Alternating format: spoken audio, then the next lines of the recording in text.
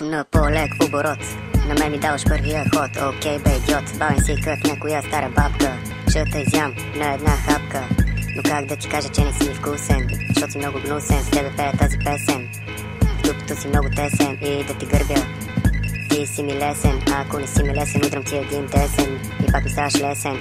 Хайде, хайде, много ти се бавиш, леко-леко, че сперма ти се давиш. Психо, хайде малко срещу мен по-тихо. Като те гледам, май си нов занаята. За тебе няма подаръци на Коледа по тълхата. Първи да правиш свирки на децата. Искаш и на мен да лапаш за 13-та заплата. Заровен си на 5 метра под земята. Майка ти още ти бърши спермата от устата.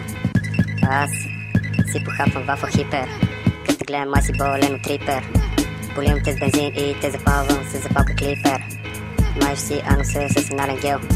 Не дай ми се прави несмел. Издържаш се на хляб и амфети. Аз съм номер 1, а ти си трети. Ще те разпъна на някой кръст. Ще ти забия пирони във всеки пръст.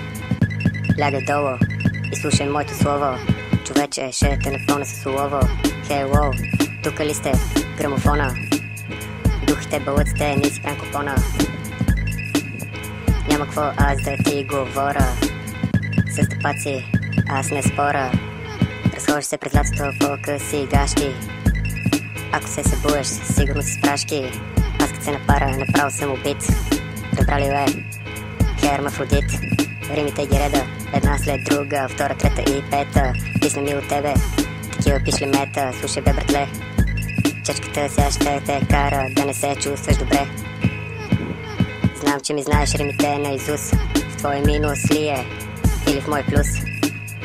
Няма вече да те спичам. Всеки мога да го натичам. На Юсейн Болт приличам. И парите на бълъците привличам. Всичко винаги отричам. Брачета смачка, знаеш, че това го бачкам.